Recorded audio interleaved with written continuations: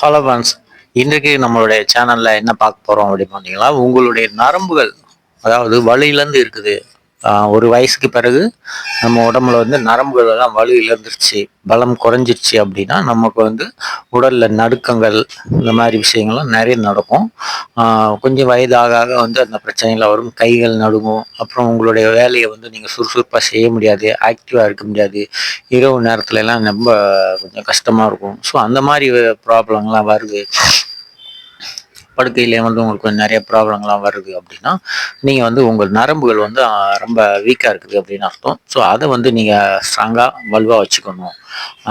அது மாதிரி உங்களுடைய கைகள் கால்கள் எல்லாமே ஒரு சோர்வுனஸை கொடுக்கும். அதுக்காக நீங்கள் என்ன பண்ணலாம் நம்மலாம் அப்படின்னு பார்த்தீங்கன்னா, வீட்டிலேயே எளிதில் கிடைக்கக்கூடிய பொருள்கள் தான். இந்த பொருட்கள் எல்லாமே நம்ம வந்து வாங்கி சாப்பிட்டோம், ரெகுலராக சாப்பிடணுங்க. குறைஞ்சது ஒரு 1.5 மாசமாவது நீங்கள் அந்த பொருளை வந்து ரெகுலராக சாப்பிடணும். அதுக்கப்புறமா வந்து உங்களுக்கு நல்ல பலன் கிடைக்கும். அப்புறம் நீங்கள் அதை கேப் விட்டு பார்த்தீங்கன்னா தெரியும் இதோடைய ரிசல்ட் எப்படி இருக்குது அப்படின்னு சொல்லி. அந்த மாதிரி ப்ராப்ளங்கள் இருக்குது. சிலருக்கு வந்து இந்த ஆண்மை கொஞ்சம் குறைவாக இருக்குது. அந்த தன்மை வந்து ரொம்ப நேரம் நம்மளால் முடியலை, ஒரு ஒரு வலுவான ஒரு ஸ்ட்ராங்காக இல்லை, கடினத்தன்மை இல்லை அப்படின்னா அவங்களாம் முக்கியமாக வந்து இதெல்லாம் உபயோகப்படுத்தி ஆகணும். கண்ட மாத்திரைகள்லாம் கடைகளில் வாங்கி யூஸ் பண்ணாதீங்க. ஸோ இது வந்து நேச்சுரல் இயற்கையாக கிடைக்கக்கூடியது. என்ன அப்படின்னு பார்த்தீங்கன்னா, இது வந்து அத்திப்பழங்க. ட்ரை காய்ந்த உலர்ந்த அத்திப்பழம் கடைகளில் எந்த நேரத்துலையும் கிடைக்கும்.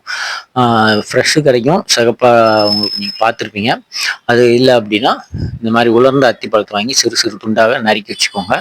அதற்கப்புறமா வந்து முருங்கைக்கீரை, இதையும் வந்து நீங்கள் வாரத்தில் ஒரு 2 நாள் வந்து முருங்கைக்கீரை வந்து நீங்கள் ரெகுலராக வாரத்தில் 2 நாள் வந்து நீங்கள் சாப்பிடலாம். இந்த அத்திப்பழம் வந்து நீங்கள் சாப்பிட்றீங்க பார்த்தீங்களா, அது கூட வந்து வேற என்ன சாப்பிடலாம் அப்படின்னு பார்த்தீங்கன்னா, உலர்ந்த திராட்சைகள்.